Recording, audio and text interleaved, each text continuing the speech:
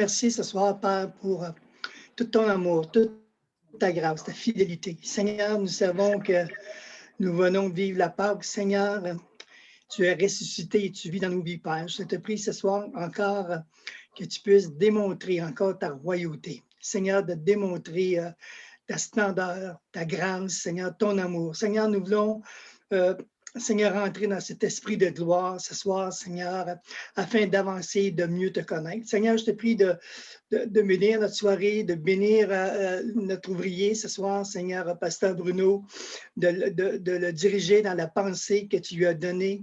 Et Seigneur, afin que nous puissions recevoir, Seigneur, ta parole, ta révélation, ta fraîcheur, ta vérité, afin, Seigneur, qu'on puisse être des gens qui vont grandir en travers toi. Seigneur, je veux te bénir et je te remercie, Seigneur, pour chaque personne qui est là ce soir. Et Père, c'est dans le nom de Jésus que je te prie. Amen. Donc, juste un peu avant de commencer, on est dans la semaine, bon, on vient de passer Pâques et on sait qu'après Pâques, que Jésus s'est présenté vivant, d'autres personnes pour démontrer qu'il n'était pas mort, mais qu'il était bien vivant. Et qu'on sait sur le chemin d'Emmaüs, c'est un super de beau texte qui nous parle que Jésus est vivant, qu'il est ressuscité, puis qui se présente avec deux personnes, puis les gens se posent des questions. On avait quelqu'un, on avait le Messie, puis donc ils l'ont crucifié. On connaît l'histoire. Mais il y a une petite phrase qui est intéressante. Jésus, quand il a commencé avec eux, qui s'est présenté, je pourrais dire avec eux, ils ont été tellement touchés par le message de Jésus que Jésus est vivant. Ils ont dit, Seigneur, reste avec nous. Et nous avons tellement besoin de cette parole, de dire, Seigneur, tu es vivant, reste avec nous. Donne-nous, Seigneur, la nourriture qu'on a besoin. Seigneur, on veut être proche de ton cœur. Donc, c'est un peu la pensée qui venait dans l'idée de Seigneur, reste avec nous encore ce soir. Père, on veut goûter ta gloire, on veut goûter son amour, on veut goûter sa bonté, on veut voir un Jésus qui va se glorifier dans chacune de nos vies, un Jésus qui est vivant, un Jésus qui est ressuscité, qui est plein d'espoir, qui veut nous apporter guérison, restauration, qui veut nous apporter vraiment dans un autre niveau. Moi, ce soir, le mot qui vient toujours depuis certain temps, c'est le mot gloire. Rentrer dans la nuée de la gloire. Seigneur, on a besoin d'être avec toi. On veut rentrer dans cette nuée. Seigneur, reste avec nous. Alléluia. Si c'est votre cœur, ce soir, on va juste aller dans cette dimension d'entrer dans sa présence, dans son amour, dans sa grâce, de dire merci Seigneur pour la résurrection. Parce que c'est à cause de la résurrection qu'on est là ce soir, parce que nous sommes vivants en Christ, nous avons été rachetés de nos péchés. Quel merveilleux message que nous avons encore d'entendre pour le message de l'Évangile. Soyez bénis, mes amis, et merci, Pasteur Jacques. Donc, on revient tantôt. Soyez bénis avec Pasteur Bruno. Merci, gloire à Dieu. Merci beaucoup, Pasteur Serge. Et oui, ce soir, on accueille Pasteur Bruno, qui est aussi le président de Hommes de parole, Promise Keeper Canada, mais Hommes de parole, secteur francophone pour le Québec et les francophones. Et après la louange, on va lui demander de nous donner un peu l'essence de homme de parole. Et les hommes, je vous encourage vraiment à être très attentifs parce que le Seigneur veut toucher beaucoup les hommes aussi au Québec, comme il veut toucher les sœurs aussi. Mais je crois que les hommes ont un appel spécifique dans les jours qui s'en viennent.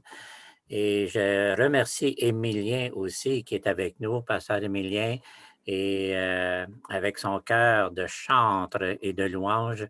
Merci beaucoup, Émilien, de ta générosité et de te laisser toucher par l'Esprit de Dieu et cet esprit de louange. Merci d'être un guide pour chacun de nous ce soir. Ça fait plaisir, merci.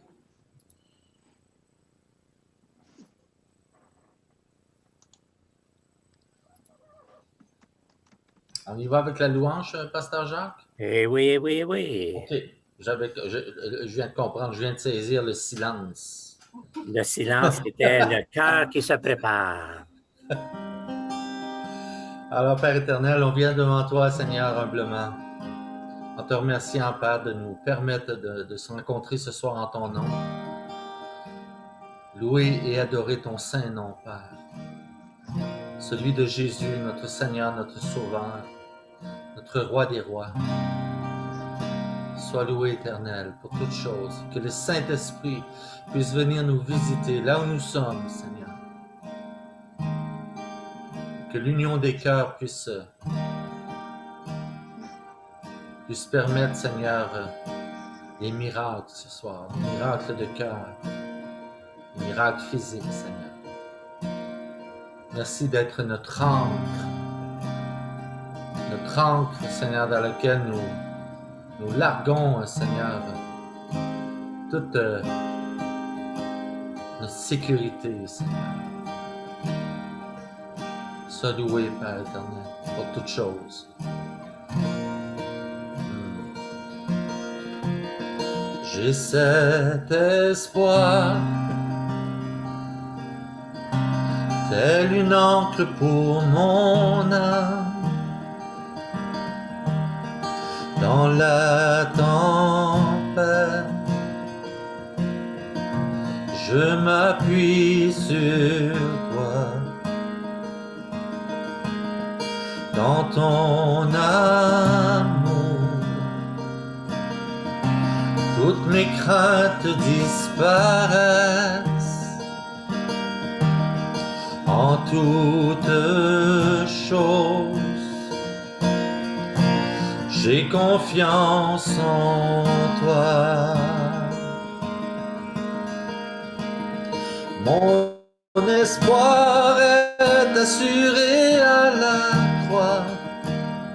Tu as tout donné, tu nous as rachetés. Cet espoir est une encre pour mon âme, inébranlable est notre Dieu. Oh, oh, oh, oh, inébranlable est notre Dieu. Oh, Dieu éternel, tu étais et tu seras. Tu es fidèle, toujours près de moi. Oh, mon espoir est assuré à la croix. Tu as tout donné, tu nous as rachetés. Cet espoir est une encre pour mon âme, inébranlable est notre Dieu. Mon espoir est assuré à la croix. Tu as tout donné, tu nous as rachetés. Cet espoir est une encre pour mon âme, inébranlable est notre Dieu. Oh, inébranlable est notre Dieu. Oh, inébranlable est notre Dieu. Ton nom est plus haut, ton nom est plus grand. Mon espoir est en toi. Ta parole est certaine, tes promesses sont parfaites. Mon espoir est en toi. Ton nom est plus haut, ton nom est plus grand. Mon espoir est en toi. Ta parole est certaine, tes promesses sont parfaites. Mon espoir est en toi. Mon espoir est assuré à la croix. Tu as tout donné, tu nous as rachetés. Cet espoir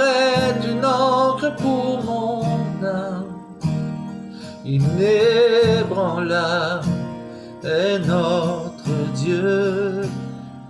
Mon espoir est assuré à la croix. Tu as tout donné, tu nous as rachetés. Cet espoir est une encre pour mon âme. Inébranlable est notre Dieu.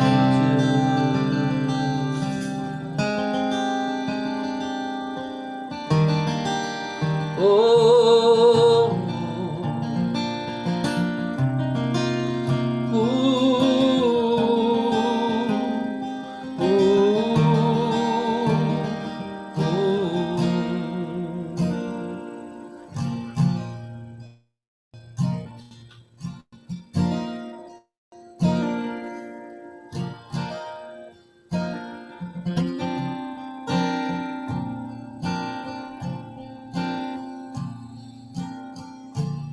ma tête appuyée contre toi, j'avance au rythme de tes pas, je m'abandonne, je m'abandonne. J'entends la douceur de ta voix, la guérison me vient de toi. Je m'abandonne, je m'abandonne.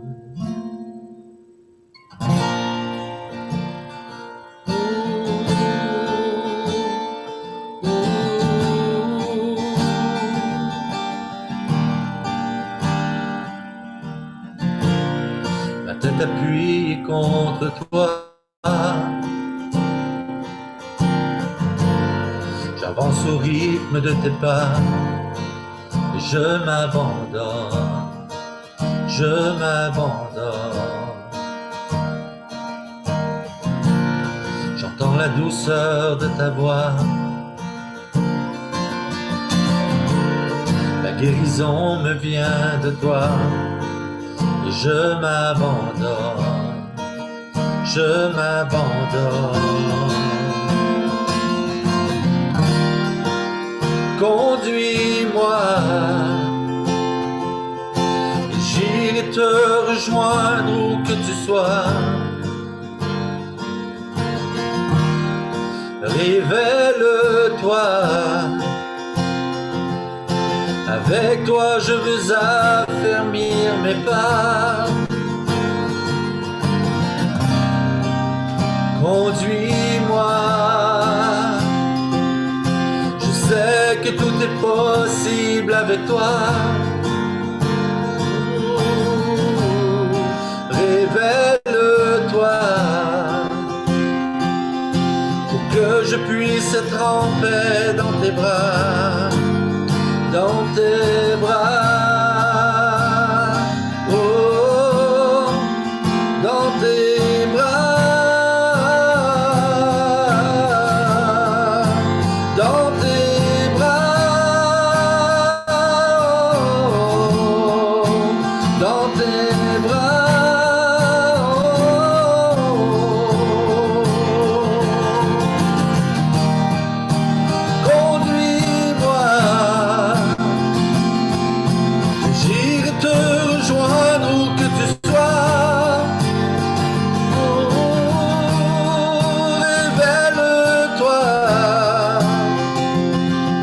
Avec toi je veux affermir mes pas.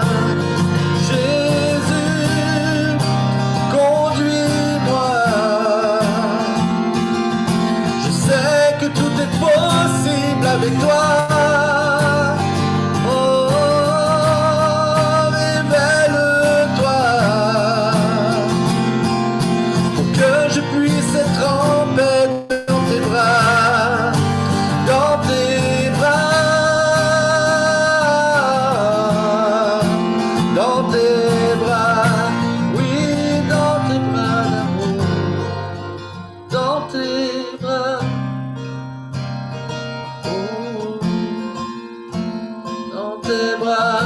Jésus, je veux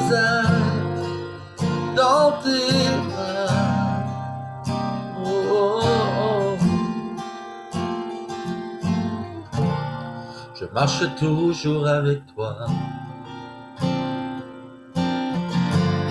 En gardant mon regard sur toi, je m'abandonne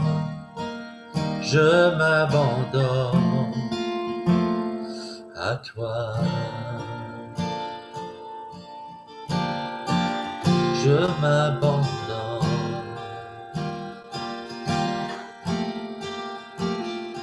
à toi.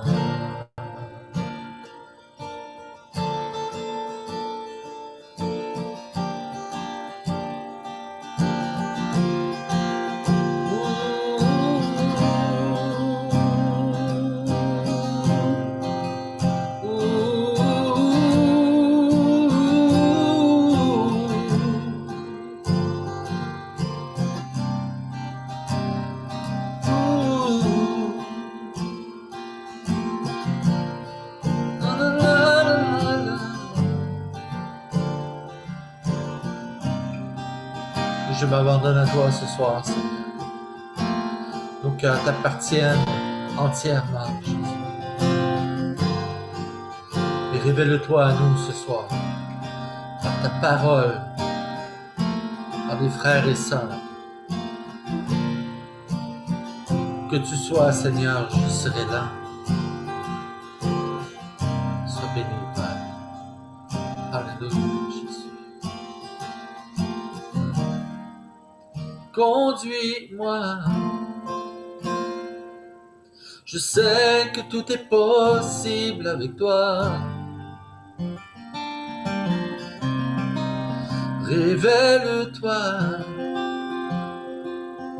pour que je puisse être trempé dans tes bras. Dans tes bras. Dans tes bras.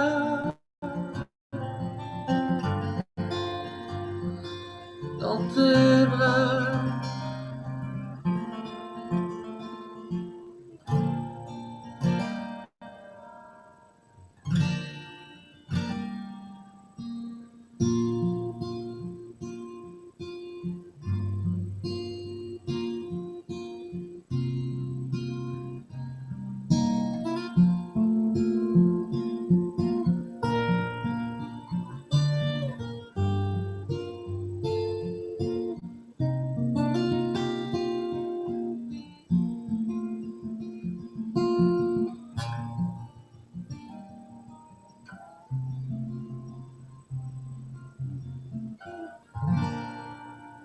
Oui, Seigneur, on veut être vraiment conduit dans tes bras.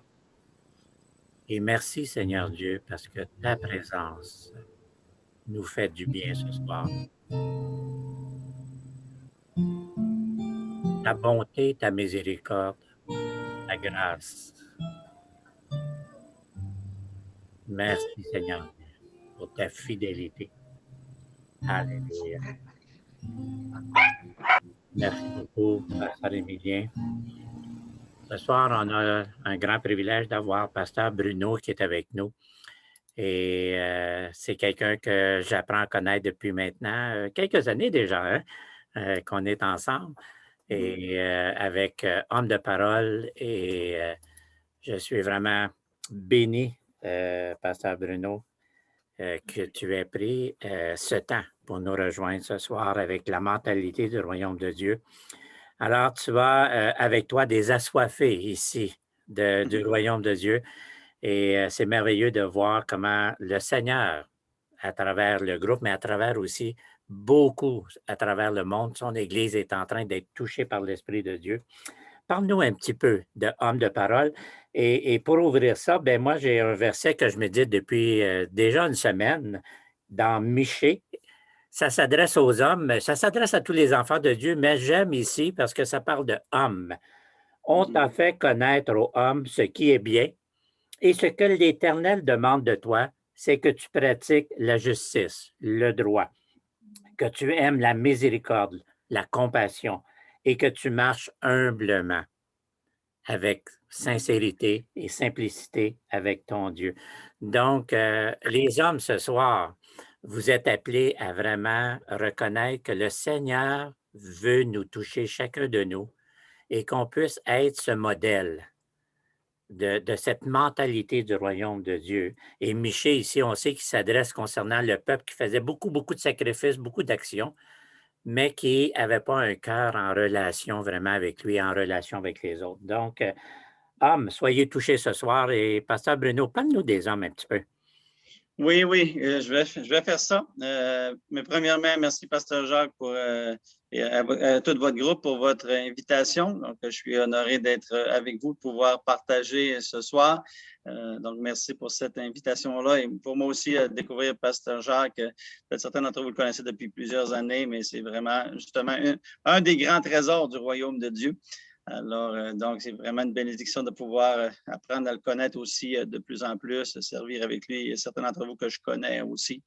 Donc, je vous salue tous. Et puis, merci aussi, je vais prendre le temps de remercier le pasteur Émilien. Vraiment, un super bon temps de louange, vraiment une très belle onction. C'était vraiment rafraîchissant et bénissant.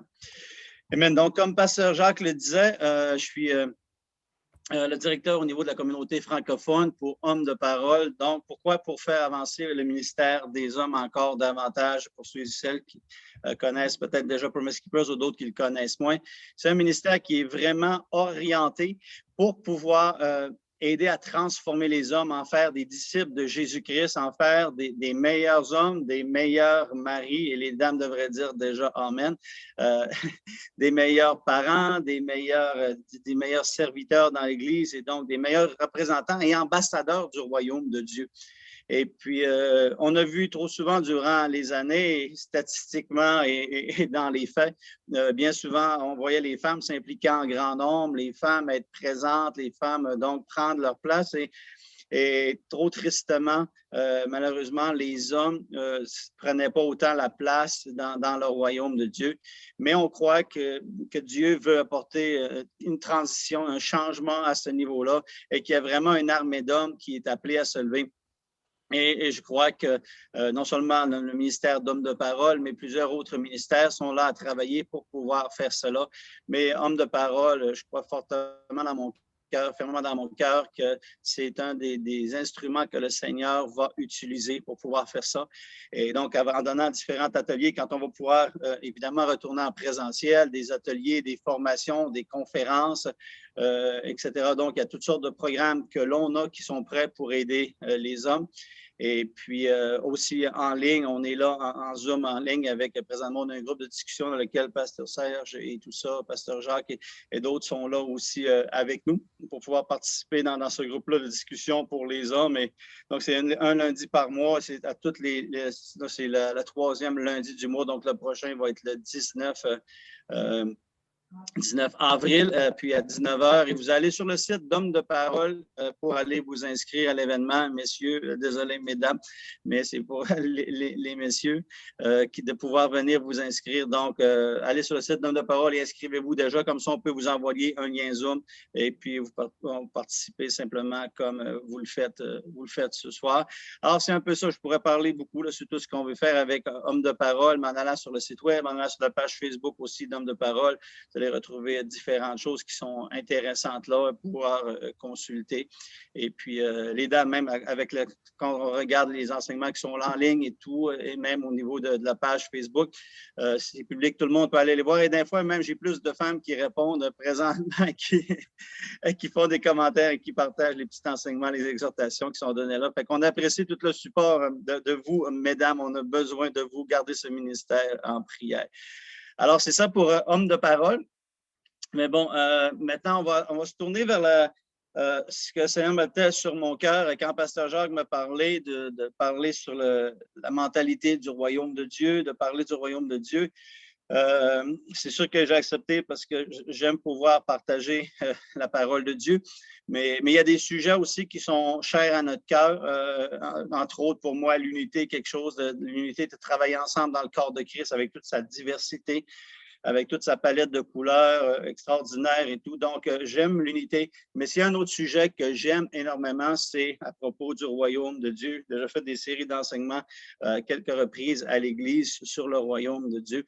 C'est un message, c'est vraiment un sujet qui me passionne et Et une des raisons pour lesquelles qui me passionne le plus, c'est que si je regarde aux évangiles et que je les lis comme il faut, on se rend compte que c'était vraiment central pour Jésus.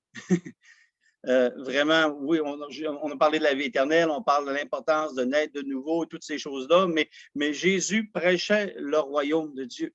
Donc, c'était tellement central dans l'Évangile et dans tous les évangiles où est-ce que Jésus parlait du royaume. Et si on regarde aussi dans le Nouveau Testament, en regardant Paul, on disait Paul, il prêchait la bonne nouvelle de Jésus-Christ et le royaume de Dieu. Fait que Paul est allé dans la continuité de continuer de prêcher. Là, il prêchait leur salut en Jésus qui était important à prêcher, mais également aussi, il allait avec le royaume de Dieu. Donc, c'est un sujet qui est extrêmement, extrêmement important qui, au travers les années, a été enseigné, mais je dirais que durant une longue période d'années, on avait négligé peut-être un peu de réenseigner sur le royaume de Dieu. Et il y a des gens comme Miles Monroe, malheureusement, est retourné, heureusement pour lui dans un sens, il y a quelques années déjà, c'est un enseignant extraordinaire qui enseignait sur le royaume de Dieu. Il a écrit plusieurs livres là-dessus qui avaient rapporté à l'avant-plan cette dimension-là, ce sujet-là du royaume de Dieu. Miles Monroe qui était quelqu'un d'extraordinaire. Donc, je crois que le Seigneur l'a utilisé parce que des fois, le Seigneur veut ramener, vous vous rappelez avec la réforme, avec les Martin Luther et tout cela, donc on a parlé sur le salut par la foi et d'autres sujets qui prenaient place. Donc, Dieu ici et là va faire ressortir quelque chose qui est extrêmement important, qu'il veut qu'on puisse remettre sur notre agenda. Et donc, Miles Monroe, entre autres, était un de ceux qui a apporté le sujet du royaume de Dieu.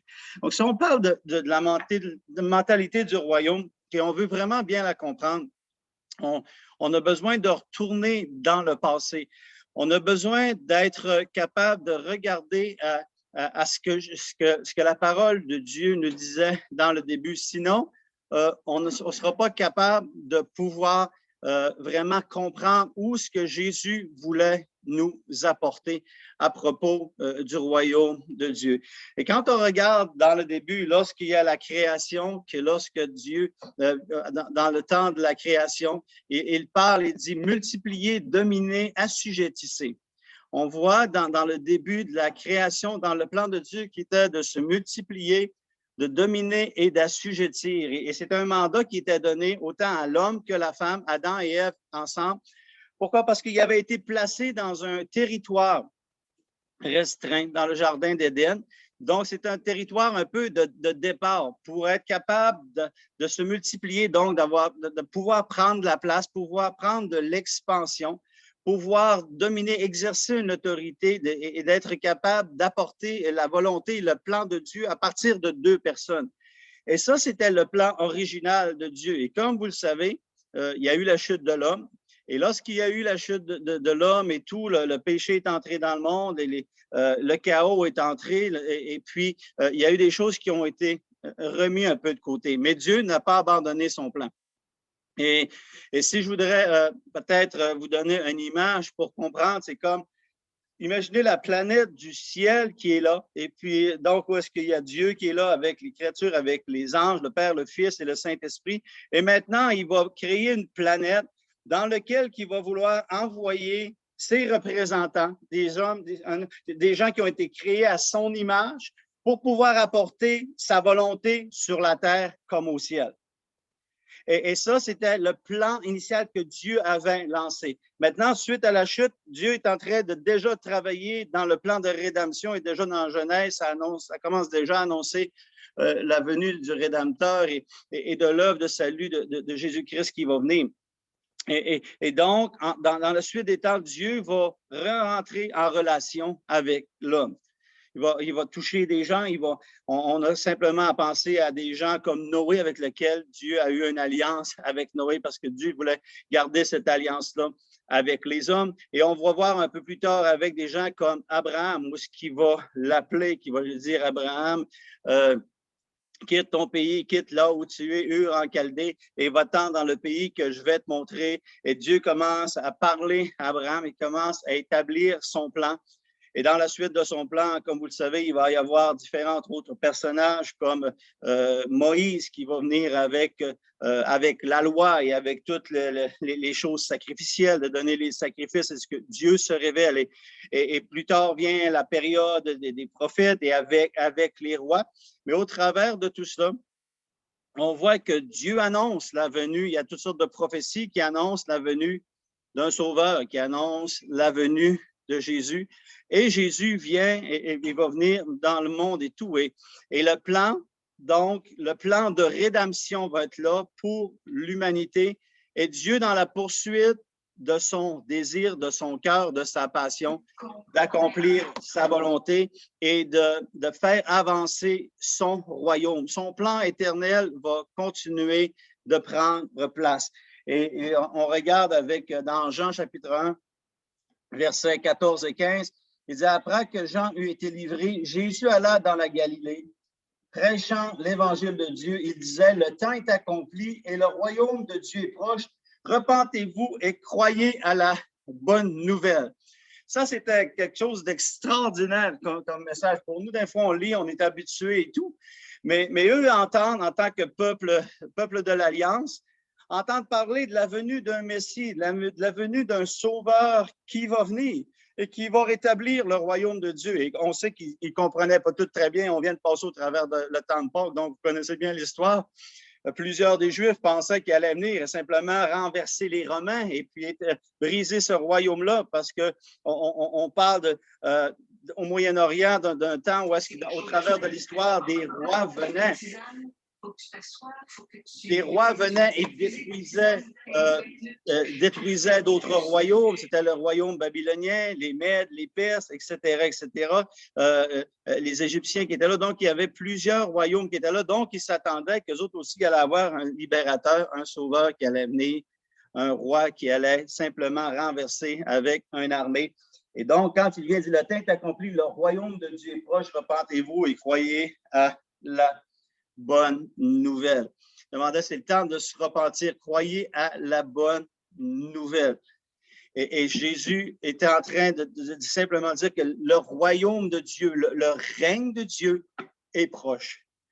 Parce qu'à cause de la chute, il y avait quelque chose qui avait été brisé, mais maintenant Jésus devait venir pour rétablir le royaume de Dieu, pour être capable d'aller reprendre les clés de la mort à l'ennemi et rétablir et reprendre l'autorité qui lui appartenait, qui avait été cédée par le premier Adam. Donc, il avait perdu cette autorité-là au niveau de la terre. Mais maintenant, Jésus venait et dit, le royaume de Dieu est proche. On est en train de dire, on va être en train de renverser le pouvoir qui était là. On est en train de renverser le pouvoir sur lequel le diable est en train de régner sur la terre, mais maintenant, le pouvoir est bientôt prêt d'être renversé. Et c'est comme ça que Jésus arrivait dans ce monde et venait dans notre monde pour avoir cette grande victoire-là. Et quand il commence dans les évangiles, dans le début de sa mission, de son ministère, alors qu'il était à 30 ans, là, il a commencé à guérir les malades. Il a commencé à parler du royaume de Dieu. Le royaume de Dieu est comme ceci. Le royaume de Dieu est comme cela. Et il guérissait les malades, et il chassait les démons. Et donc, il montrait son autorité sur la nature aussi, en marchant sur les eaux, par la multiplication des pains. Ce que Jésus est en train de faire, premièrement, il est en train de faire une présentation du royaume. Non seulement une présentation, mais une manifestation de ce royaume-là. Et plusieurs personnes ne connaissent pas cette histoire-là, ne connaissent pas historiquement comment les choses étaient, mais bien souvent, ce que les rois faisaient de l'époque, de génération en génération, c'est qu'ils démontraient leur puissance. Ils se promenaient, il y avait des parades avec leur armée.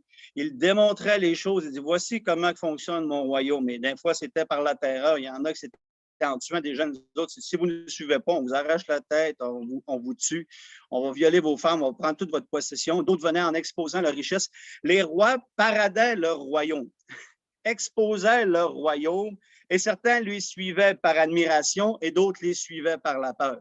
Alors, quand Jésus, le représentant du ciel, est venu et qui dit, moi, je viens pour vous représenter mon royaume, le royaume de Dieu. voici quel était mon royaume. Et dans le Sermon sur la montagne, il y a tellement de belles choses qui sont dites à propos des choses du royaume de Dieu. Et dans toutes ses œuvres, dans toutes la façon qu'il pardonnait, la façon qu'il allait manger avec les prostituées, qui allaient pour ce que les gens rejetaient, lui allait vers eux et puis il les accueillait dans l'amour. Il n'était pas là pour condamner, il n'était pas là pour juger, mais il était là pour sauver. Et il a tout exposé ça dans une beauté extraordinaire. Et c'est ça, le royaume de Dieu qui est présenté. C'est ça, le royaume de Dieu qui a été présenté par Jésus. Et il a commencé à former ses disciples, à ce que ses disciples puissent travailler dans la mentalité du royaume, avec la puissance du royaume, et donc il était appelé à travailler les 12 qui étaient avec lui, et malheureusement Judas qui l'a trahi. Et plusieurs autres ont continué de suivre, et on en voyait encore 120 qui étaient là dans la chambre haute, et après ça s'est multiplié, ça s'est multiplié.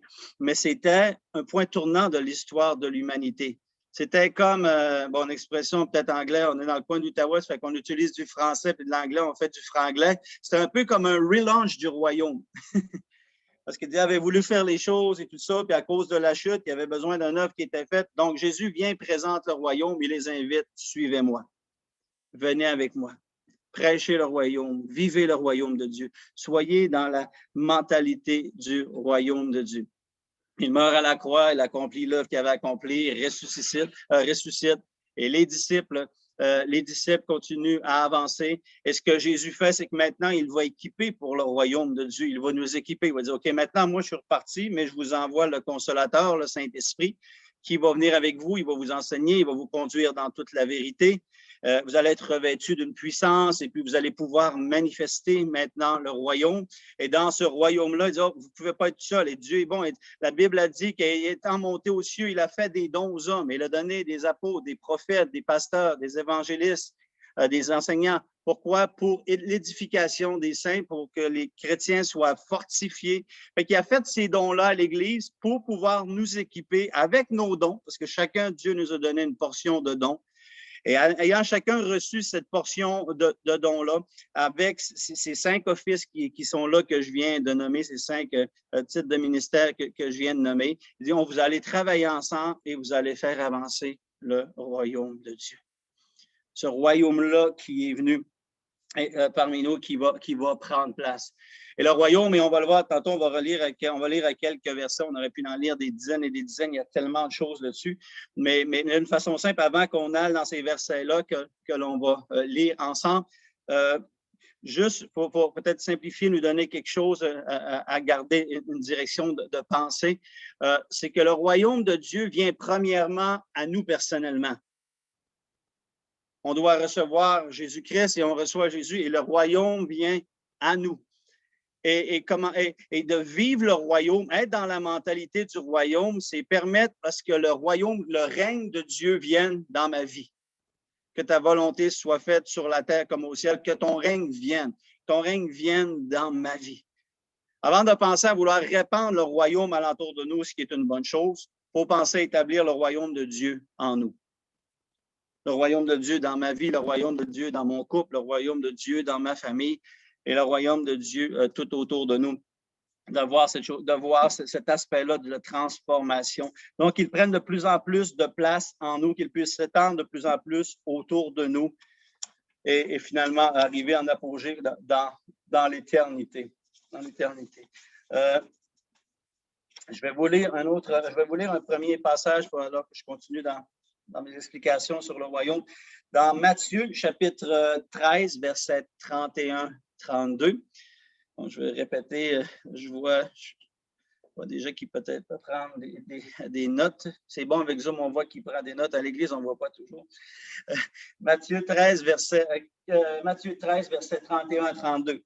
Il dit, il leur proposa une autre parabole et il dit, le royaume des cieux est semblable à un grain de sénévé qu'un homme a pris et semé dans son champ.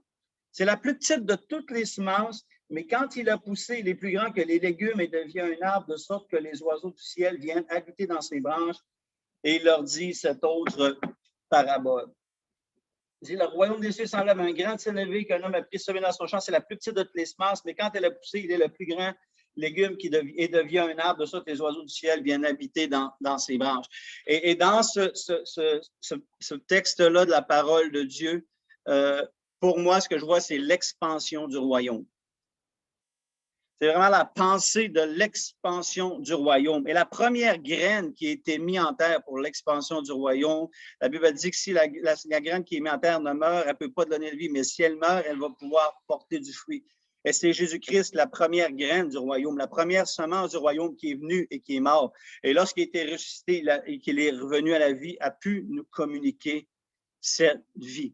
Et vous voyez, le royaume de Dieu avec la résurrection de Jésus, se retrouver avec Jésus et avec qui avait ses 12 disciples et puis qui avait les 120 qui étaient dans la chambre haute. Et là, on parlait de milliers. Et si on regarde aujourd'hui sur la planète, on parle de millions de chrétiens qui sont là sur la planète. Il y a plus de conversions depuis la fin des années 90, depuis les années 2000, que dans toute l'histoire de l'humanité, de gens qui ont donné leur vie au Seigneur. Et pour moi, c'est une confirmation de ce passage-là du royaume qui est en train de... Ça a l'air petit, ça a l'air banal. Le royaume, ça partait d'une personne qui avait formé 12 personnes, et après ça, qui avait un plus gros groupe de croyants, de disciples qui s'étaient rassemblés alentour. Et peu importe au travers les histoires plus sombres de l'humanité, du Moyen-Âge ou quoi que ce soit et tout, des moments difficiles pour l'Église, des moments où on a eu besoin de réforme, de réveil et tout, le royaume de Dieu continue de se bâtir. Et aujourd'hui, on le voit, Pasteur Jacques le parlait tantôt, on voit la gloire de Dieu, on voit Dieu qui veut agir au travers le monde, au travers de notre génération. On est en train de devenir le plus grand des arbres qui va devenir plus grand. C'est parti petit, mais ça va être d'une grandeur, d'une amplitude extraordinaire. C'est le royaume de Dieu en expansion. La mentalité du royaume de Dieu, c'est de croire à cette expansion-là, à croire ce que le royaume de Dieu a commencé à faire dans ma vie, va me transformer, va me changer et va m'apporter de plus en plus à être la personne que Dieu veut que je puisse être. Et aussi dans toute cette œuvre-là où est-ce que l'Église travaille ensemble, où est-ce que les âmes sont sauvées, où est-ce que la puissance du Saint-Esprit et les signes et les prodiges et les miracles prennent place dans l'Église, c'est la mentalité du royaume qui est en expansion. Un autre passage dans Jean chapitre 18 et le verset 36, Jean 18, 36, il dit « Mon royaume n'est pas de ce monde, répondit Jésus. Si mon royaume était de ce monde, mes serviteurs auraient combattu pour moi afin que je ne fusse pas livré aux Juifs. Mais maintenant, mon royaume n'est pas ici-bas. » Lorsque Jésus est en train justement de leur clarifier que présentement, non, si mon royaume aurait été d'ici-bas, ça serait un royaume terrestre comme vous le pensez, comme vous le concevez dans sa façon d'opérer. Bien, déjà, j'aurais eu des armées qui auraient été là, puis mes serviteurs auraient combattu pour moi. Mais maintenant, mon royaume n'est pas d'ici-bas. Le royaume de Dieu était établi au niveau des cieux et il venait sur la terre pour faire avancer son royaume, mais commencer à établir son royaume dans le cœur des hommes et faire l'œuvre qu'il voulait faire. Le passage suivant, Luc, chapitre 8, et verset 1, il dit « Ensuite, Jésus allait de ville en ville et de village en village, prêchant et annonçant la bonne nouvelle du royaume de Dieu. » Il est en train d'annoncer la bonne nouvelle du royaume de Dieu. C'est ce que Jésus faisait, comme je disais tantôt, sur son royaume, le royaume qu'il représentait son royaume à lui. Il allait, il prêchait la bonne nouvelle à propos de ce royaume-là. Et donc, ça reste et ça faisait partie de la mission d'avoir la mentalité du royaume. Ce n'est pas simplement de croire dans l'expansion du royaume, que le royaume est appelé à prendre de l'ampleur, à se développer pour arriver dans son point de gloire culminant, mais c'est aussi, durant cette période-là, de faire comme Jésus, de prêcher la bonne nouvelle du royaume. Il allait de ville en ville, de village en village, de Zoom en Zoom, d'Instagram en Instagram, ou dans les églises, peu importe, ou dans les villes, dans les villages et dans nos familles, et de prêcher le royaume de Dieu, de prêcher ce royaume-là. Et puis ça, des fois, on dit, c'est puissant, c'est quand on partage notre témoignage. Vous savez, peut-être certains d'entre vous, au travers des années, vous avez partagé votre témoignage avec des gens. En réalité, ce que vous étiez en train de faire, c'est que vous étiez en train de prêcher non seulement l'impact de ce que Jésus a eu dans votre vie, mais l'impact du royaume de ce Jésus-là dans votre vie. Il y a un royaume, il y a des différents royaumes, différentes mentalités qui sont là sur la terre. Mais nous, on est appelés à avoir la mentalité du royaume de Dieu. Et je dis souvent ça à mon église parce que j'ai une église dans laquelle, je dirais, j'ai sûrement entre 15 et 20 différentes nationalités, que ce soit haïtien ou la plupart des pays francophones africains, Colombie, Brésil, la Chine, etc., pays d'Europe de l'Est et tout et tout. Et ce que je dis aux gens, c'est que c'est beau, on a une culture individuelle et on peut être fier de notre culture, on peut être fier de nos racines québécoises ou haïtiennes ou quoi que ce soit et tout. Puis il y a des belles choses à garder dans ces choses-là. Mais ce que l'on veut rechercher, c'est d'avoir la mentalité du royaume. C'est de voir qu'est-ce que Dieu dit à propos de cela. Tu peux traiter les... Ah, nous, on traite les femmes comme ça. Ah non, nous, on traite les hommes comme ça. Non, Dieu, il dit comment traiter les femmes. Dieu, il dit comment traiter les hommes. Et donc, c'est cette mentalité du royaume-là qu'on est appelé à partager aux gens qui sont alentour de nous. On ne fait pas juste suivre Jésus pour être sauvé, mais on est appelé à prêcher la mentalité du royaume. Avec des épreuves et tout. La mentalité du monde dit on est découragé par les épreuves, mais la mentalité du royaume dit que même au milieu des épreuves, mon Dieu est avec moi. Dans la mentalité du royaume, mon Dieu pourvoit. Il y a des richesses, il y a des ressources extraordinaires dans le royaume de Dieu. Donc, c'est ce royaume-là qu'on est appelé à partager alentour de nous comme Jésus le faisait. On va regarder un autre passage. Il dit, dans quelque ville que vous entriez, où l'on vous recevra, mangez ce qui vous sera présenté, guérissez les malades qui s'y trouveront et dites-leur, le royaume de Dieu s'est approché de vous. Un autre passage, ça c'est un autre passage vraiment extraordinaire. Il dit, allez-y, prêchez. Donc, en même temps que vous partagez aux gens qui sont alentour de vous, lorsque vous allez pour partager, il dit, guérissez les malades qui se trouveront et dites-leur, le royaume de Dieu s'est approché de vous. Dans le passage précédent, je vous parlais de surtout parler, de surtout communiquer le royaume et la pensée du royaume et la beauté du royaume et les richesses de ce royaume-là. Mais dans celui-là, dans ce passage-là, il est en train de dire, faites pas juste en parler, mais manifestez-le. Jésus parlait le royaume et manifestait le royaume.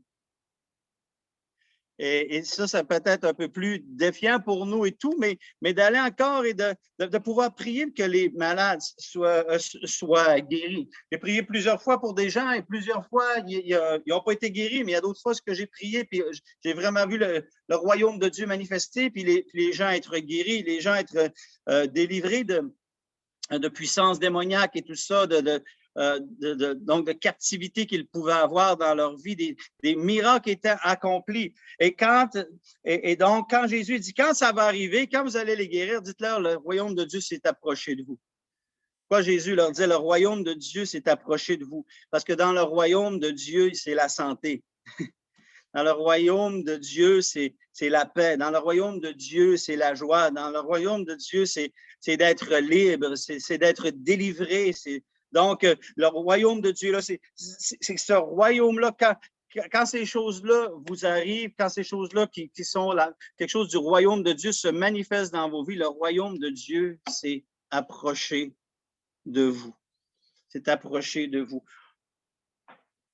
Quand on a la mentalité du royaume de Dieu et qu'on avance vers des gens et qu'on les touche par nos paroles, par nos prières, par notre compassion, c'est comme le royaume de Dieu s'approche d'eux parce que le royaume de Dieu est en nous. On est des porteurs du royaume de Dieu par la présence du Saint-Esprit qui est dans nos vies.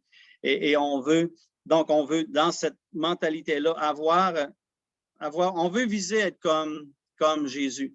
Quelqu'un un jour avait dit, moi, j'aime mieux avoir le caractère que la puissance de Jésus. Et ça peut sembler une bonne réponse, parce que le caractère, c'est important, sanctification, c'est extrêmement important. Alors, pour moi, les miracles, les guérisons, prier pour les gens, toutes ces choses-là, spectaculaires et tout, ça ne m'intéresse pas, ça. Non, moi, c'est vraiment le caractère. Et puis, ça peut sembler une bonne réponse, mais la Bible, elle nous appelle à être comme Jésus. Et si dans Jésus, il y avait le caractère et il y avait la puissance, s'il y avait la proclamation et la manifestation, je veux les deux. Je veux les deux. Dans la mentalité du royaume de Dieu, je veux les deux. Je veux être capable de manifester le caractère de Christ. Je veux être capable de manifester le caractère du royaume de Dieu dans mon entourage, mais je veux aussi être capable de manifester la puissance du royaume de Dieu pour guérir les malades, faire du bien aux gens et puis les amener à pouvoir se tourner vers le Seigneur. Matthieu chapitre 11, Matthieu chapitre 11 et verset 12, il dit « Depuis le temps de Jean-Baptiste jusqu'à présent, le royaume des cieux est forcé et ce sont les violents qui s'en emparent. » Depuis le temps de Jean-Baptiste jusqu'à présent, le royaume des cieux est forcé, ce sont les violents qui s'en emparent. Être assoiffé du royaume de Dieu et comme je pense que c'est ça un peu votre groupe, un peu comme comment vous décrivez les assoiffés du royaume de Dieu. Les assoiffés ont besoin d'être violents. On a besoin d'être violents. Il y a une lutte spirituelle. Ce n'est pas quelque chose qui vient nécessairement facilement. Il doit y avoir une détermination. Ce sont les violents qui s'en emparent du royaume des cieux. Ce sont ceux qui sont violents, ce sont ceux qui sont déterminés, ce sont ceux qui ne lâchent pas, ce sont ceux qui vont continuer. Et qui vont, bon, ça ne veut pas dire que ça va être toujours facile, ça ne veut pas toujours dire que ça va aller comme on veut aller, mais on veut poursuivre, on veut continuer de poursuivre. On veut être un peu comme Caleb, qui même s'il était avancé dans son âge, dit « Seigneur, donne-moi », il est allé voir Josué puis il dit « Je veux ma montagne, je veux ma montagne ». Il était déjà rentré en Canaan, il était déjà entré dans le pays promis, mais à l'intérieur du pays promis, il y avait un territoire qui lui appartenait. Et il a voulu aller conquérir, et même s'il restait des gens qui étaient là, on les élimine, on élimine les ennemis qui sont là, puis on prend notre territoire.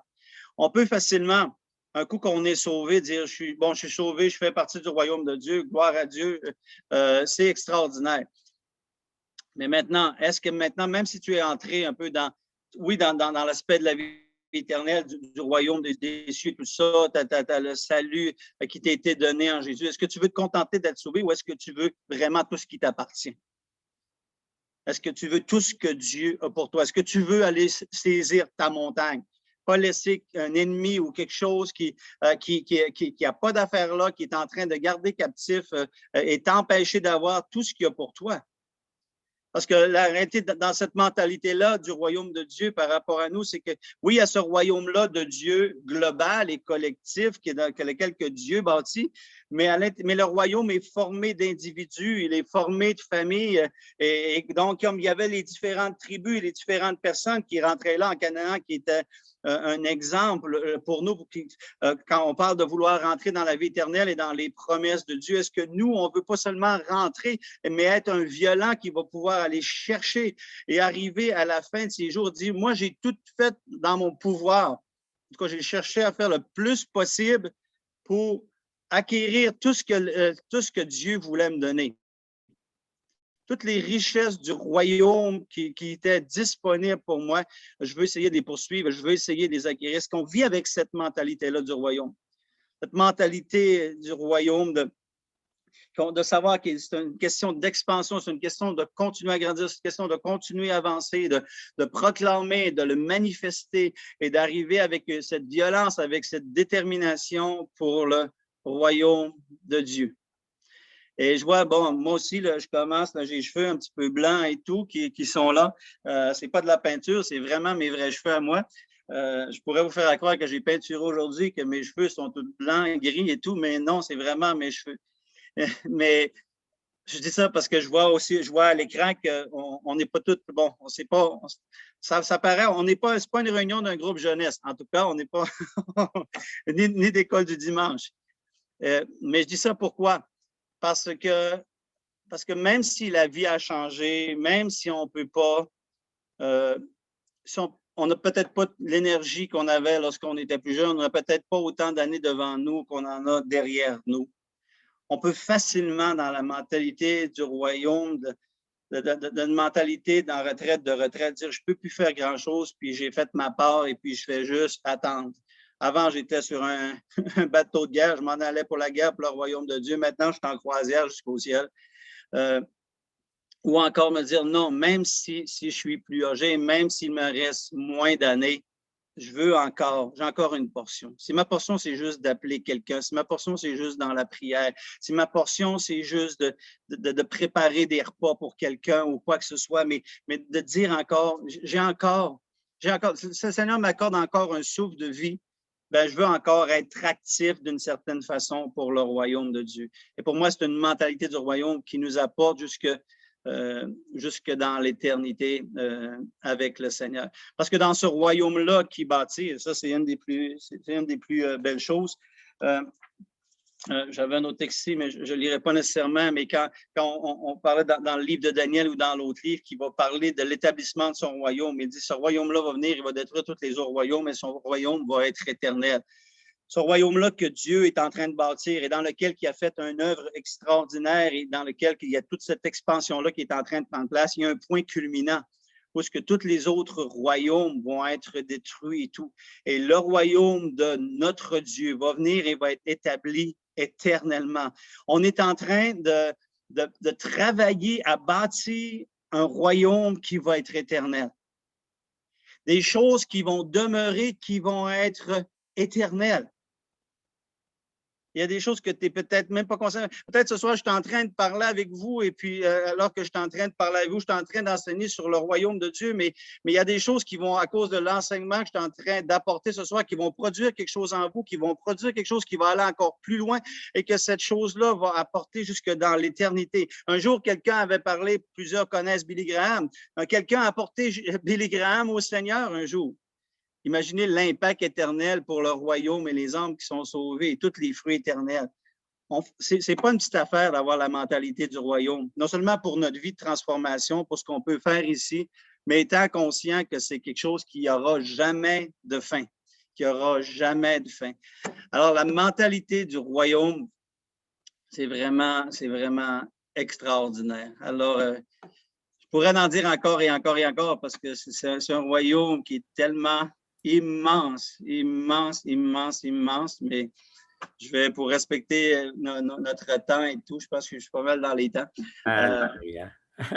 Pasteur, alléluia. Moi, là, je t'écoute, là, puis mon cœur vient de rajeunir de 40 ans, là. et tu as devant toi des Caleb et des Josué de notre génération, là. Et le message que tu viens de donner, là, il faudrait l'écouter une fois par semaine, au moins, pour garder justement cette passion-là de cette mentalité du royaume-là. Et ce que tu as donné comme facette du royaume de Dieu, c'est merveilleux. Ce soir, je reçois le don de l'exhortation puissante du royaume de Dieu, à prendre justement le mandat qui nous a été donné d'être ce proclamateur-là du royaume de Dieu. Merci beaucoup, pasteur Bruno. Maintenant, là, vous avez là, l'occasion, les questions. Et j'aimerais aussi avoir les commentaires des pasteurs qui sont avec nous aussi. Et n'hésitez pas aussi à marquer quelque chose. Si vous recevez une parole, un verset, quoi que ce soit, mettez ça dans la petite conversation au chat, là, et on va prendre le temps de vraiment s'encourager ce soir. Merci énormément. C'est un rendez-vous divin que nous avons eu. Serge, tu avais reçu quelque chose? Bien, merci à pasteur Bruno. C'est vrai que le royaume de Dieu, c'est quelque chose de très important. Je pense qu'en tant que Pentecôte, je ne parlerai pas de l'étiquette, mais du cœur Pentecôte, pentecôtiste, on a soif d'avoir la gloire de Dieu agir. Et si on veut voir la gloire de Dieu agir, mais il faut y laisser la place. Donc, il faut rentrer dans cette mentalité-là que Jésus est venu guérir, sauver. Et c'est notre travail qui doit être fait. C'est la mission en réalité. C'est le temps de la moisson également. Donc, il faut prendre cette grande moisson qui est devant nous Merci, Pasteur Bruno, de nous avoir amenés dans cette belle mentalité du royaume de Dieu. C'est toujours agréable d'entendre parler de ces grands sujets. Amen. Moi, j'ai reçu 2 paroles pendant qui est venu pendant le temps de louange. Je les ai écrites pour ne pas les perdre parce que moi, avec ma mémoire de moineau, il faut que j'écrive. Donc, j'ai écrit pour 2 personnes. Je vais commencer pour la première personne. Il y a une parole qui est venue et dit, le Seigneur te dit, je veux te donner une vie, un sens à ta vie et une compréhension de ma révélation. Comme un arbre qui va grandir, comme un arbre qui va donner son fruit. Donc, le temps est au changement et le temps d'émondage est également à l'horizon. Donc, le Seigneur te dit, c'est le temps pour toi maintenant que tu vas porter plus de fruits. Mais pour porter le fruit, le Seigneur te dit, il va falloir que l'émondage soit extrêmement important dans ta vie pour que tu puisses mieux comprendre ma sagesse et pour mieux saisir la pensée de mon service. Ça, c'est pour une personne. La deuxième personne que je reçois, tu vis, je ne sais pas qui, mais une personne vit ce soir avec une dimension de déception dans sa vie. Mais cette déception-là te fait reculer. Donc, il y a une blessure qui est profonde. Mais le Seigneur te dit également, mon amour veut t'emporter non de la déception, mais de la guérison et de la restauration. Donc, 2 paroles ce soir que Dieu dit. Il y a une personne que Dieu appelle. C'est un temps où il veut te mettre la compréhension, la sagesse. Il y a un temps d'émondage qui s'en vient pour mieux saisir, on pourrait dire, le royaume de Dieu. Et l'autre personne, une guérison pour la déception. C'est un temps de guérison pour ton âme également. Donc, moi, c'est les 2 paroles que je reçois pour vous. Merci, Amen. Serge. Quand on parle d'émondage, ça, c'est vraiment une bonne nouvelle. Ça veut dire quoi? On produit du fruit, puis Dieu va commencer à en faire produire davantage. Amen. Amen. Gloire à Dieu. Une parole m'a été marquée aussi. Le Seigneur dit, tu es ma force. Hein? Une parole, c'est tu es ma force, c'est toi qui es ma force et qui s'élève pour m'affranchir contre tout ce qui est contre moi. Alors, la parole du Seigneur, c'est qu'il y a quelque chose que Dieu fait qui s'élève en nous pour nous affranchir de tout ce qui peut venir contre nous. Et ça va avec ce que j'ai retenu ce soir. Bien, il y a beaucoup de choses que j'ai retenues, mais cette mentalité-là d'audace, de violent, de celui qui est déterminé, c'est ce qui est en train de réveiller dans nous. Amen. Autre personne, allez-y. Les Bonita, Ernie et Pasteur Léon, Carole, Joanne, Michel.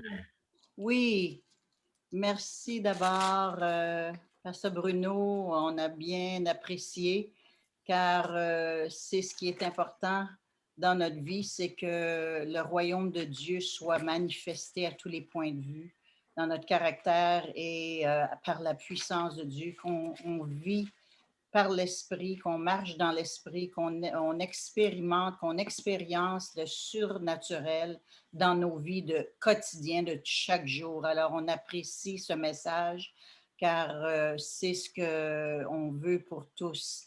Moi, ce que j'ai reçu, c'est Marc 2,22 qui justement parle du nouveau vin. Et personne, Marc 2,22, personne ne met du vin nouveau dans de vieilles outres, sinon les outres éclatent, le vin coule et les outres sont perdues. Mais il faut mettre le vin nouveau dans des outres neuves. Et je crois fermement que même dans ce temps où on a tous été restreints et à la maison, ainsi de suite, qu'on a eu un temps ouvert, une porte ouverte, une fenêtre ouverte pour passer plus de temps avec Dieu et le laisser travailler dans nous d'une façon encore plus profonde, une façon encore plus radicale qui fait qu'on est prête maintenant avec des outres neuves pour qu'ils puissent vraiment déverser un vin nouveau pour justement qu'on puisse, ce vin nouveau qui est en nous avec le Saint-Esprit, le feu du Saint-Esprit, son amour, sa compassion, sa vie, tout ce qu'il a fait en nous. Pasteur Bruno, tu parlais justement de ça commence en nous. Alors, quand l'esprit de pauvreté, les esprits de religion, toutes ces choses-là, les addictions, les choses que Dieu, ça ne plaît pas à lui, qu'on dit, on se donne à lui, on lui donne du temps et on lui dit, fais que ta volonté soit faite dans ma vie, je veux une nouvelle outre, j'ai besoin d'un nouveau vin et ce vin va se déverser dans le monde entier pour justement qu'il y ait un réveil partout globalement, que la moisson va être récoltée à travers les laboureurs qui sont en feu, qui sont remplis du Saint-Esprit, qui marchent par l'Esprit de Dieu, qui entendent la voix de Dieu. Alors, bon, ça c'est pour quelqu'un, mais je pense que c'est pour chacun de nous. C'est ce qu'on désire.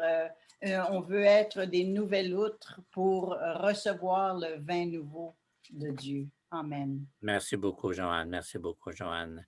Une autre personne veut partager et n'importe qui, si vous voulez avoir un partage, vous ressentez quelque chose, juste ouvrez votre micro, on vous écoute.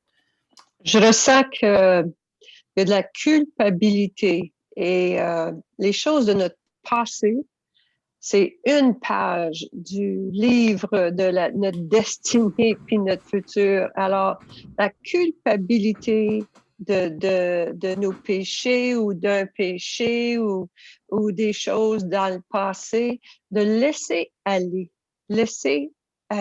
à cette culpabilité et d'avoir ce raisonnement-là que le royaume est là pour pardonner et restaurer et fortifier pour être capable de reprendre la marche et de revenir et de rembarquer et de prendre ton envol et marcher dans ce lieu de guérison, Amen. de calme, de paix et d'assurance. Amen.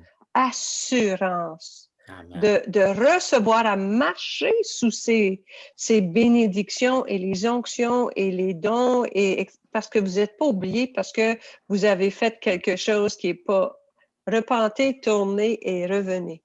Amen. Merci, Bonita. Justement, avant que tu parles, pendant que Joanne nous encourageait, je venais de marquer cette phrase. Ce n'est pas moi contre le royaume des ténèbres.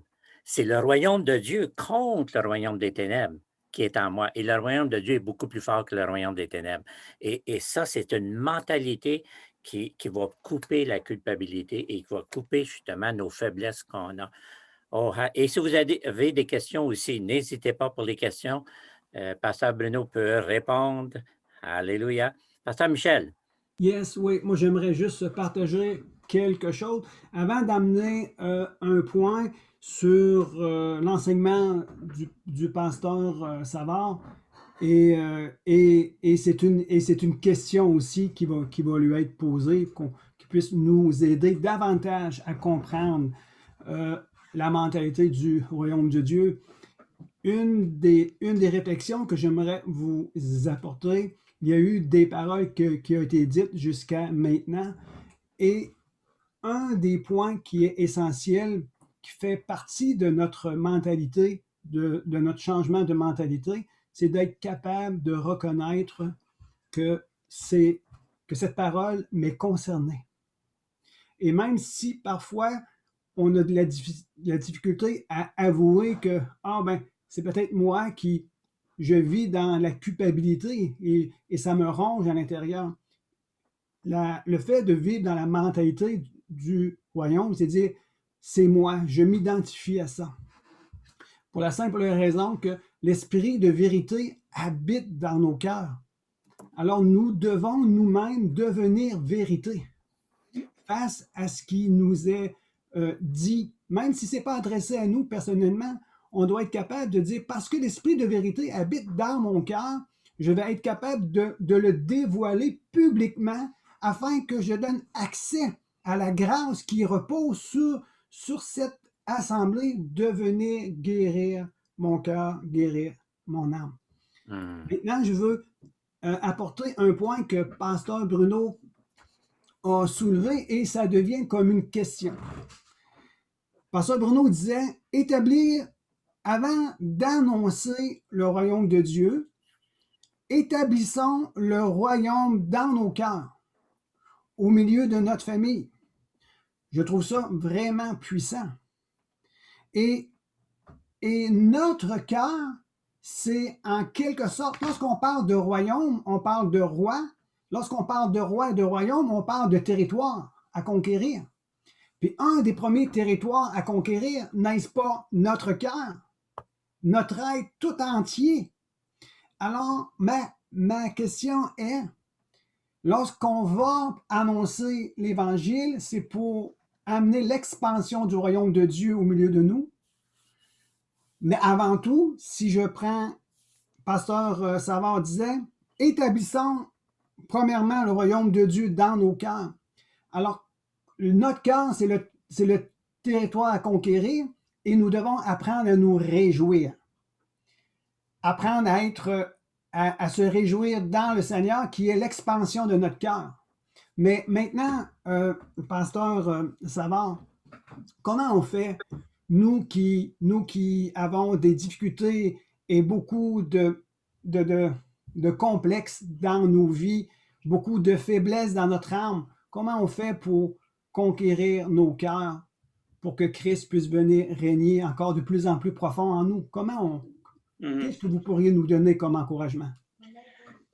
Écoute, c'est sûr que le premier verset bon, je pourrais dire qui me vient en tête, puis je serais pas honnête en disant le premier verset qui me vient en tête parce que j'ai ma femme qui est dans le fond du salon et qui me dit Romains 12.2, Romains 12.2. Mais on est une seule chair, fait que sa tête, c'est ma tête. Ma tête, c'est ça. Donc, Romains 12.2, c'est quoi Romains 12.2? C'est soyez transformés par le renouvellement de l'intelligence. Tu peux pas avoir la mentalité du royaume de Dieu ne peut pas s'intégrer en toi sans renouvellement de l'intelligence. C'est un travail, et puis ça, c'est un travail constant dans lequel, donc c'est comme dans le domaine des ordinateurs, dans le fond, c'est comme un peu une reformatation, reformater. Donc, où est-ce qu'une mise à niveau, est-ce qu'on est capable de revenir et d'être transformé dans le renouvellement de notre intelligence? Fait que ça, je pense que c'est la plus grande des choses. Mais maintenant, là, on pourrait développer sur beaucoup. Fait comment je fais pour renouveler mon intelligence? Je lis la parole, je médite la parole, j'écoute des enseignements, les chants de louange, d'adoration, non seulement que je vais chanter, mais que je vais écouter, qui sont imprégnés de mentalité du royaume de Dieu qui sont là. Fait que tout ça va faire un travail. Je me rassemble avec des frères et sœurs ici, ensemble, on s'exhorte, on pense à un verset, on pense à un autre. Donc, tout ce travail-là va faire que mon intelligence va être renouvelée et que là, je vais pouvoir opérer dans la mentalité du royaume de Dieu. Mais ce n'est pas toujours évident parce que la vérité, c'est que dans le royaume de Dieu, des fois, on entend, même à l'époque de Jésus, il y avait les pharisiens, puis il y avait les sadducéens, puis il y avait les autres, puis il y avait plusieurs qui parlaient au nom de Dieu, mais qui ne parlaient pas nécessairement la parole de Dieu. Dans le sens et puis, tristement, des fois, c'est qu'on peut, dans ce que l'on entend, ce qui peut être alentour, bien, on peut avoir des pensées religieuses, mais qui ne sont pas nécessairement la pensée du royaume de Dieu. Donc, là, ça devient extrêmement important de savoir, d'être capable de discerner puis d'aller avec des gens qui sont nos enseignants, qui sont des gens qui vont être là pour la parole, pour la mentalité du royaume de Dieu, puis se nourrir beaucoup de ça. Ça, c'est important. Puis, juste une petite clarification parce qu'on ne veut pas aller dans un extrême, dans un autre aussi, parce que si on dit, OK, oui, on met en priorité, comme j'ai dit tantôt, on veut mettre en priorité, de dire, je veux mettre une priorité sur moi-même, ma propre vie, avant d'annoncer le royaume de Dieu et tout, avant de me concentrer sur l'extérieur. Ce que je veux dire avec ça, c'est qu'on ne peut pas mettre tout notre accent vers l'extérieur sans être conscient que la priorité, c'est de transformer notre intérieur. OK, on doit être conscient de ça. Parce que si on attend que on soit transformé complètement, on n'annoncera jamais le royaume de Dieu parce qu'on est en processus et ça peut prendre des années et tout. Là. Puis, écoute, c'est une question de mentalité, mais je pense j'avais entendu déjà le témoignage d'une église au Brésil. Quelqu'un se convertissait, tu ne rentrais pas dans l'église si tu n'avais pas apporté 10 convertis avec toi. Fait que, eux autres n'attendaient pas d'être transformés, ils étaient agressifs dans l'évangélisation, mais c'était une église qui grandissait énormément. Mais je donne cet exemple-là pour dire qu'on peut quand même, même si on sait qu'on a besoin de prioriser notre transformation à nous, intérieure, et puis de mettre un accent fort là-dessus constamment. Et puis, en cours de processus, bien, on va avancer. Puis, comme quand je parle de processus, bien, on apprend, on grandit. Il y a des places que le Seigneur va guérir nos blessures intérieures. Il va nous révéler des choses. Il y a des choses que le Seigneur me guérit d'insécurité ou de colère des années après. Puis j'avais déjà témoigné, puis j'avais déjà fait le ministère, mais sur le long du chemin, le Seigneur, à un moment donné, a fait le ménage dans certaines affaires. Il me guérit de d'autres choses et tout. Donc il y a comme tout un processus quand même qui est là et puis un cheminement qui est constant. Je ne sais pas si ça répond quand même assez. Oui. Si je peux juste me permettre, à Pasteur Jacques, je trouve que la dernière réflexion est super intéressante.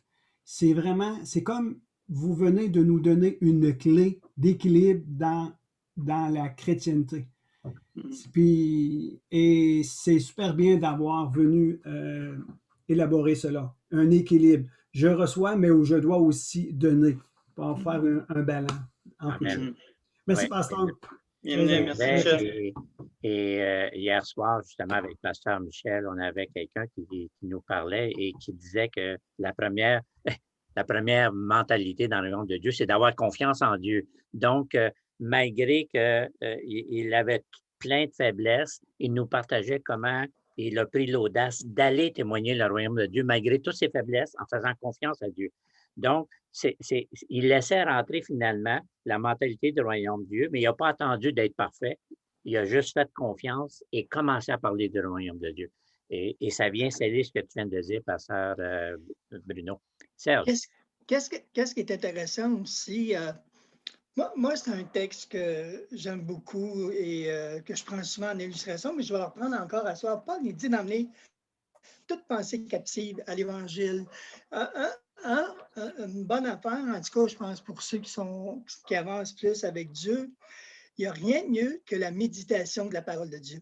Donc, quand que les combats sont durs, ou que ce n'est pas évident, ou qu'on va sentir de la faiblesse, je pense que l'Esprit de Dieu, le Saint-Esprit est là pour nous rappeler les passages, de nous ramener dans une force où que l'abattement veut prendre place, mais l'Esprit de Dieu est là pour nous relever. C'est ça que Paul disait. Quand je suis faible, c'est là que je suis fort. Et je puis tout par celui qui me fortifie. Donc, je pense que c'est une bonne clé de réaliser, plus que nous allons méditer ou apprendre la parole de Dieu, plus qu'on laisse l'Esprit de Dieu aussi de nous donner cette force d'aller plus loin, de parler en langue, donc la prière en langue, donc de se fortifier intérieurement également. Nous avons besoin de ces choses-là pour avancer dans mes durs combats. Je termine. C'est toujours été la même clé. Parler en langue, m'appuyer sur la parole de Dieu pour ne pas nous laisser décourager, même si le découragement vient, mais c'est quand même une force qui nous aide à nous en sortir. Moi, c'est comme ça, moi, que je le vis. Là. Eh bien, merci, Serge. Je reprends aussi pour ceux qui n'ont pas pensé d'aller voir les petits commentaires, les chats, là. Merci, Seigneur Dieu, pour la parole que tu as donnée à notre frère Pierre et qu'il puisse recevoir cette parole-là, cet encouragement, comme il le dit. Éternel, merci parce que tu parles et que tu te sers de nous pour encourager. Donc, n'hésitez pas à regarder les choses. Il y a des paroles qui sont là. Maman Bonita qui a reçu la parole aussi. Alléluia. Gloire à Dieu. Donc, soyez des violents, là. Vous recevez quelque chose, allez-y, là. C'est l'édification du corps qu'on est ce soir, là. Amen. Autre question, autre commentaire. Moi, j'aurais peut-être un petit quelque chose. Oui. Parce que Jésus nous disait que sans lui, on ne pouvait rien faire. Tu sais. Mais c'est au quotidien, ça. C'est vraiment au quotidien. Hein. On sait qu'on est gardé par le Saint-Esprit. C'est le Saint-Esprit qui vient et qui nous encourage toujours, qu'on soit dans la défaite ou qu'on vive des moments d'angoisse où on ne peut pas toujours être en haut, comme on pourrait dire. Mais c'est dans nos faiblesses que la puissance de Dieu s'accomplit vraiment. C'est vraiment un peu comme ça, je disais, c'est quand on se sent faible, c'est là que Dieu agit dans nos vies, c'est là qu'il nous supporte dans les épreuves, n'importe quoi. C'est sa présence en nous qui fait toute cette différence-là. Ce soir, on ne pourrait pas faire autre chose que donner toute la gloire à Dieu, même au travers des enseignements qu'on reçoit et tout, parce que tout nous vient de Dieu. Puis on veut le remercier pour le corps, on veut le remercier pour les ministères, mais on veut le remercier surtout pour le consolateur qui vient nous consoler dans les pires moments de notre vie, dans les moments les plus sombres de notre vie. Il est là et il est avec nous pour nous encourager et pour nous aider à traverser l'épreuve qu'on vit. On sent la consolation du Saint-Esprit, les promesses du Seigneur qui reviennent constamment. Mais on ne peut pas faire d'autre chose ce soir que donner la gloire au Saint-Esprit qui vient toujours nous donner ce qu'on a besoin au travers de cette merveilleuse personne, comme on pourrait dire, le Saint-Esprit que Dieu nous a donné, qui est le garant, qui est vraiment un sceau qu'il a mis sur notre vie. Puis c'est vraiment ce sceau-là qui, n'importe qui ici ce soir, qu'on a pu continuer notre marche chrétienne, qu'on a pu continuer notre vie avec le Seigneur, parce qu'il est toujours venu nous chercher au plus profond où ce qu'on était, pour nous relever à chaque fois. Parce qu'il n'y a jamais, c'est jamais écrit dans la parole qu'on s'est relevé nous-mêmes. Il dit, si quelqu'un tombe, le Seigneur vient qui le relève. Donc, c'est Dieu qui nous relève. C'est le Saint-Esprit encore qui fait son œuvre. Le Saint-Esprit, il sait sur quel chemin qu'on marche. Il sait sur quelle sorte de route qu'on marche. Puis il est là pour nous accompagner dans ce qu'on va marcher. Ce n'est pas toujours réjouissant à 100%, qu'est-ce qu'on vit, mais le Saint-Esprit est là. Puis on le voit d'une façon qui n'est pas pareille, parce qu'il est vivant en nous, puis il est là pour nous consoler au travers de tout ce qu'on vit, que ce soit n'importe quoi, qu'on soit dans n'importe quelle situation. Ce soir, c'est pas nous, c'est le Saint-Esprit qui va le faire en nous. Ça fait qu'il faut vraiment lui donner toute la gloire toujours, parce que le Seigneur, il ne donnera jamais sa gloire à un homme, ça c'est sûr. Mais on doit, au travers de tout ça, dire merci Seigneur d'habiter dans mon cœur, parce que je suis capable de traverser les épreuves avec toi, puis tu es là pour m'aider, puis tu sais le chemin sur lequel que je marche. Le Seigneur, il sait, lui. Il sait le chemin sur lequel vous marchez ce soir. Mais il est avec vous sur ce chemin-là. Puis c'est toujours le Seigneur qui nous encourage. Et c'est bon de passer du temps en silence devant Dieu, seul avec lui, pour se laisser consoler aussi par le Seigneur, se laisser parler par le Seigneur. Parce que quand on aime quelqu'un, ben, on veut passer du temps avec la personne qu'on aime. Et le Seigneur, ben, c'est un peu ça. Hein? On l'aime, donc on veut passer du temps avec lui. Parce qu'on sait que c'est lui qui a la solution à tout. Oui, il peut se servir d'un frère, il peut se servir de quelqu'un, mais c'est lui qui va le faire pareil. C'est juste qu'il va le faire au travers de quelqu'un. Et c'est merveilleux de voir comment le Seigneur se sert des personnes aussi pour encourager et pour exhorter. Comme notre frère Bruno nous a exhorté ce soir sur le royaume de Dieu, c'est très intéressant parce que ça nous replonge. Parce que quand on vient au Seigneur, on n'a pas toute la sagesse, puis pourtant on veut le faire connaître. On n'a pas toute, on n'est pas instruit sur la parole de Dieu. Moi, je m'avançais dans des choses, des fois, je m'apercevais, je m'étais mis les deux pieds là-dedans plat, mais je voulais le faire connaître quand même. Oui. Je voulais le faire connaître parce que j'avais connu quelque chose de grand, et je voulais le faire connaître, tout simplement. Des fois, je faisais des grandes erreurs, mais je sais que Dieu passait par-dessus ça. Puis il m'enseignait pareil au travers de ce que je disais. C'est de savoir que Dieu nous aime Puis c'est lui qui bâtit vraiment. C'est lui qui fait l'œuvre en nous. C'est pas notre œuvre, c'est l'œuvre de Dieu dans notre vie. Ça, c'est la C'est vérité. vraiment son œuvre dans notre vie. Et on veut lui donner toute la grâce ce soir pour son œuvre qu'il fait au travers de nous. C'est ça. Merci Seigneur pour ça, Seigneur.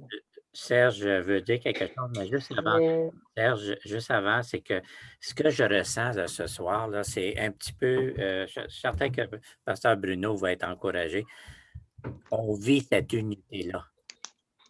On vit vraiment cette unité-là. Et quand on voit tous les dons qui viennent, puis tout ça, puis on ressent cet amour-là du Père qui nous utilise, mais que toute la gloire est à lui finalement. Et ça produit une unité qui vient du royaume de Dieu. Ce n'est pas une unité qui est créée par les hommes, ça. Ça, Moi, j'avais juste une pensée qui me vient. Connaître qui nous sommes en Christ, c'est une des grandes choses. Qui je suis, moi, en Christ. Donc, le fait d'être positionné dans mon nouveau royaume, qui je suis en Christ. Donc, même si l'ennemi va rougir, mais il va juste rougir parce que je ne tomberai pas dans le piège, parce que je connais mon identité en Jésus-Christ. Je sais qui je suis. Donc, ce n'est pas à l'ennemi à dicter mes pensées, mais c'est à moi à dire, tu rugis, c'est beau. Mais moi, mon identité est dans le royaume de Dieu. Amen. Et on peut lui rappeler qu'il a été vaincu à la croix déjà. Donc, il est déjà dans la défaite. Il s'en va toujours dans la défaite, mais nous, on avance dans la victoire de Dieu. Il nous reste quelques minutes en principe. Et ce soir, j'aimerais faire quelque chose de spécial qu'on n'a pas fait jusqu'à maintenant. Pasteur Bruno, si tu avais une dernière parole à donner, qu'est-ce que tu dirais là? Qu'est-ce que tu nous... On est tous des petits-enfants qui écoutent Papa Bruno qui va nous donner quelque chose inspiré par Papa Dieu. Qu'est-ce que tu nous donnerais là? Je vais lui demander. Prends le temps de lui demander, garde le silence, mais je suis certain que tu vas le recevoir ça aussi là. Ben, ce qui me vient vraiment, c'est que peu importe qu'on parle de grand royaume, on parle de quelque chose de grand, d'extraordinaire. Je sens vraiment que le Seigneur, le Papa Céleste veut faire savoir que individuellement, vous êtes toutes des perles de son royaume. Alléluia. Que vous êtes toutes des perles de son royaume. Oui. Puis, comparez pas la brillance et la couleur d'un autre perle, la forme d'un autre perle. Parce que sinon, vous risquez de tomber dans le piège de la comparaison et de ne pas vous apprécier à votre juste valeur. Mais lui, il ne tombe pas dans ce piège-là parce que s'il regarde à Joanne, s'il regarde à Bonnie, s'il regarde à Colette, s'il regarde à Pierre, puis je pourrais toutes vous nommer, lui, il vous voit toutes comme des perles individuelles de son royaume. Et puis, perdez jamais l'image parce que des fois, on peut tellement être concentré sur le gros portrait du royaume, ça peut devenir comme abstrait. C'est pas, et puis, en même temps qu'il y a tout l'aspect de ce grand royaume-là que Dieu est en train de bâtir, puis qu'il utilise son Église, parce que son Église, c'est son agent de travail pour bâtir et faire avancer son royaume. Mais à l'intérieur de ça, ne perdez jamais cette dimension que dans ce royaume-là, vous êtes une perle. Vous êtes une perle. Puis chacun, vous avez votre couleur différente, vous avez votre forme différente, vous avez vos choses. Vous avez été travaillé comme on travaille les perles et les bijoux de façon différente. Ben, vous êtes des perles. Fait que ce serait ça ma dernière pensée. La dernière chose que je pourrais vous parler. C'est excellent. Et pendant que tu dis ça, moi, je ne suis pas trop technique, là, mais j'ai appris que pour avoir une belle image sur la grosse télévision 4K, là, il y a beaucoup des petits pixels. Puis s'il y en a qui ne marche pas, l'image est détruite. Et les pixels, on ne les voit pas. On voit juste la grosse image. Mais chacun de nous, on est cette petite partie-là qui est nécessaire. Pour rendre l'image du royaume de Dieu. Et notre place, elle est précieuses. Nous sommes les perles, nous sommes des trésors cachés dans le champ de ce monde. Et il y a beaucoup de personnes qui veulent nous découvrir. Yes. Alléluia. Pasteur Bruno, je te mets sur la sellette encore. Tu veux-tu prier pour nous bénir? Absolument, ça me fait plaisir de le faire. J'avais à cœur de le faire aussi, parce que je vais terminer avec un mot de prière ce qui montait sur mon cœur, justement, c'était en lien avec cette parole-là que j'ai partagée sur être des perles.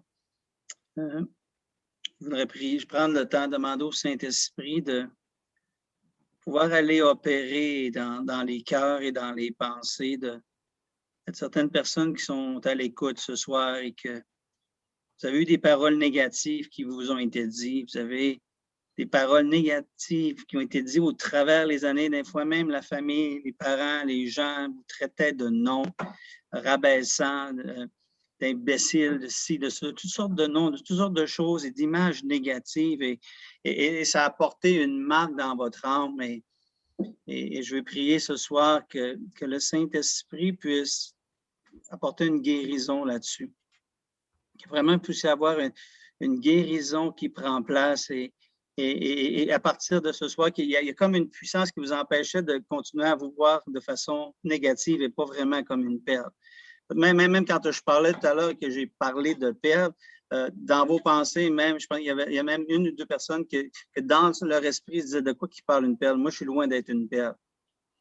Et ça, c'est des mensonges. Et je viens briser le pouvoir du mensonge par la puissance du Saint-Esprit et déclarer au nom de Dieu, en tant que son serviteur, je déclare tu es une perle et tous les mensonges et toutes les pensées qui pourraient dire que tu n'es pas une perle, on les détruit par la puissance du Saint-Esprit. Et recevez maintenant la valeur du Père qui vous dit non, tu es une perle, vous êtes des perles. Recevez-le maintenant au nom de Jésus, des guérisons émotionnelles, des guérisons dans les pensées qui prennent place ce soir. Alors que le ciel est ouvert là où vous êtes, des guérisons qui s'opèrent. Tu vas te voir de plus en plus positivement à partir de ce soir et demain. Et ne tolère pas même les mensonges que l'ennemi voudrait rapporter dans les jours. Rejette-les au nom de Jésus et embrasse ton identité en tant que fils et fille qui sont des perles pour le royaume de Dieu. Au nom de Jésus. Amen. Amen, amen, amen.